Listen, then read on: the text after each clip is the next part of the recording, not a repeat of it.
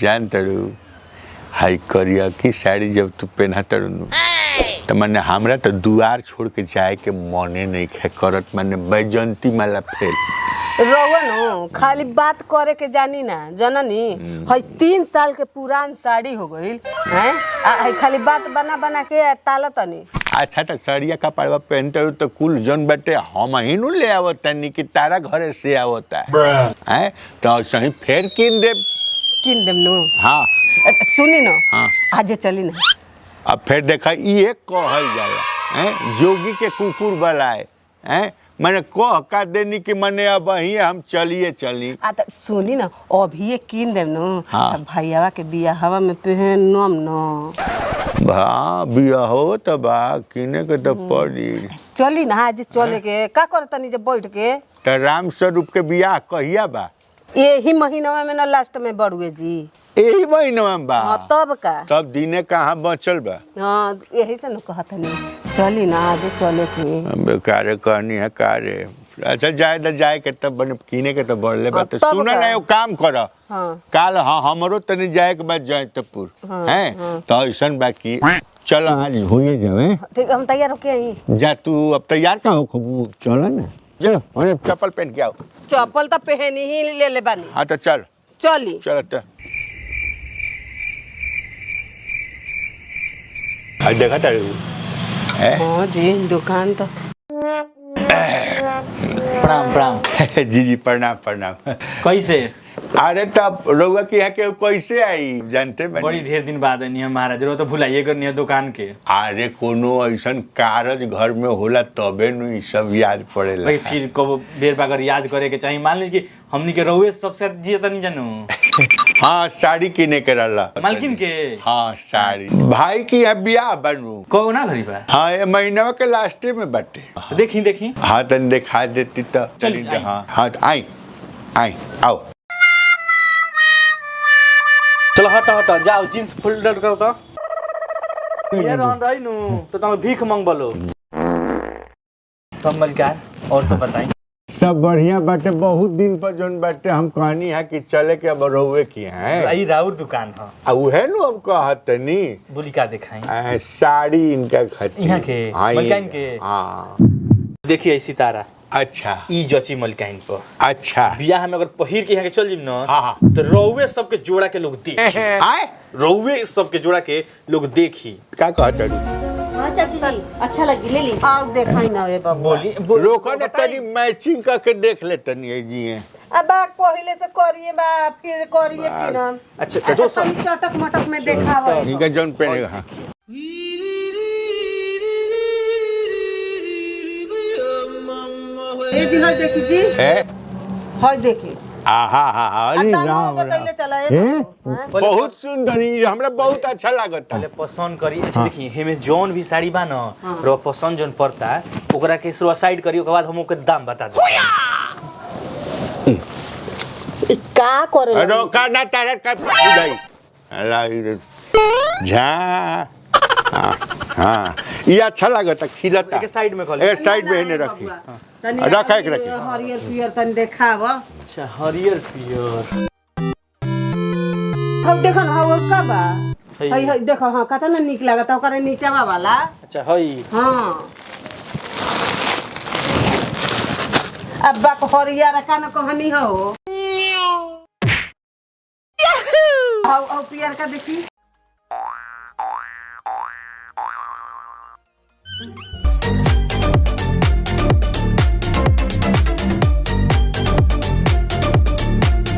अरे तो हमरा के काहे के ओढ़ाव तारा मत हम देखी देखी देखी तो हमरा के ओढ़ावला में कुछ बा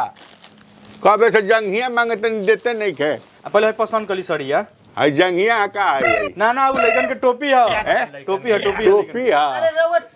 कहां है हाँ किना चलो ना अरे कुछ पसंद पड़ल देखा तनी साड़ी के पहाड़ बन गई कुछ बताई पसंद पड़ल होके तो पसंद हम हमरा करे के मन जौन जौना पे अंगूरी रख दी है वो हम कीन दे मलकाइन रखी अंगूरी जल्दी मन उबिया गइल कौन बाबूआ हां देखा हई हां ये गो हवे देखा दो अच्छा देर परेशान ना करल जी अच्छा ही लहंगा बोला जाता लहंगा लहंगा लहंगा साड़ी हाँ जी जी ई लहंगा साड़ी पहनबू अरे देखी ना नीक लगता है रुको तो एक सेकेंड ए कैसे भाई रुक सेकेंड तनी आई आईबू है ने अरे वाह वे अरे वाह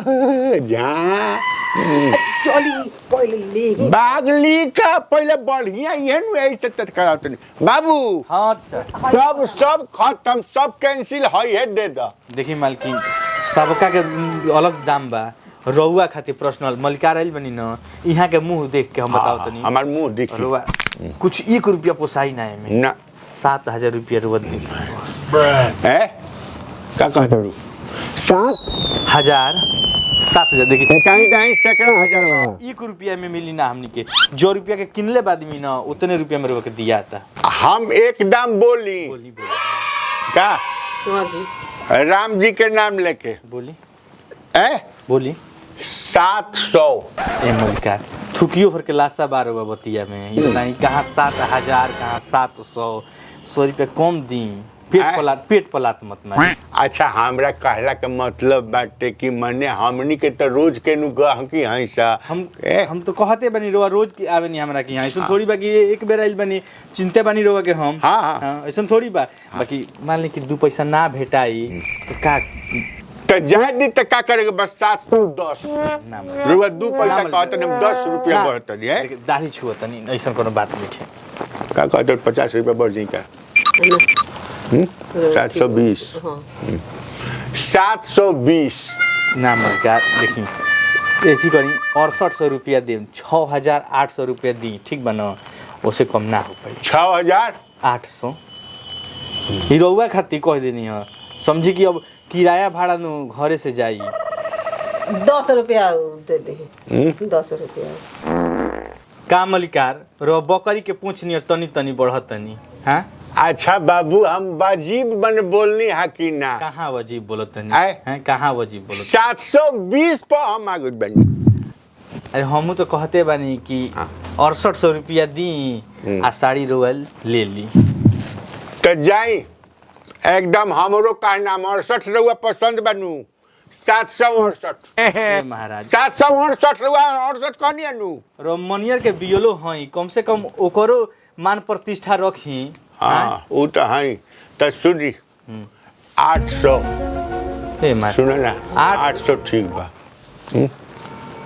अब जब रउआ कहिए देनी तब हम का कही रउआ तो लागत कि ऑर्केस्ट्रा में पैसा लुटा बतानी पैसा लुटावता हराम जाए तोरे चलते नुआ के एथी माथा एथी कइले बानी पागल कइले बानी हई पहाड़ लगल बा साड़ी के हमरा पहने के बा कि तहरा पहने के बा हाँ तो वो तो हइए बा मगर यहाँ के देखत नहीं दाम ऐसा आसमान पे रखले बाड़े लागत कि हई साड़ी ना होके के सोना हो गए दुकान ह होला ई अपन बोली है हम अपन बोले तो दी है बेलो कहले हां अभी हमरे ए मलिकाई जोन 800 रुपया में रवा हाला कइले बानी नु दम घाउज रवा जे करत नी दुकानिया में देख ली उतना के हमरा के यहाँ नु हई सामान मिलेला देख ली का ए उतना के ई मिलेला ई जे का है रउआ तो सब जगह मजाक करत रही मजाक करते नी हमरा मुंह पर फेंकले हम तो मुंह पर फेंकले तो का होई मारे लगी यही से प्रेम की फेंक मलिकार कहते तो डम घाउज मत कर है दुकानिया में ठीक बा ए ई तो लेवल गिरा के बात करत रहे चली दूसरा दुकान पर देखल जाई जा देखो हाँ, जा तब देखो का तारा हाँ, मेरा देखी जे हाँ ऐसे लेवल गिरा के हमने के माने के का ज्यादा ना तू कहबा होता ने दी आदमी अरे ना दी तो कम से कम पैसों के तो एगो लुगा पसंद आ गई तो तू ई तो लागत कि हमने के खेते लिखवा लिए हाँ खेत कैसे लिखवा ली है 850 हलो एकदम तारा औकाते नहीं के किने के ठीक बा औकात नहीं के तार किने के अरे खड़ा किल भाई लोकानवा किल तारा औकात नहीं के तारा औकात नहीं के औकात नहीं बहरिया चलते हमार माथा खराब होता सुना हेलो हां भाई भाड़ा तो देखो जइबा के कुछ सुनल चाहता रह चली चल काजल कौन दुकान पर ले आनी चाय पी ली चाय पी ली। रख चाय चाय ले भाई रख चाय रख भर जा ना दो ना रख चाय रख चाय बात चला औकात नहीं का कार्य हमारे फायदा 1 रुपया ना 100 रुपया का चाय पिया वही जा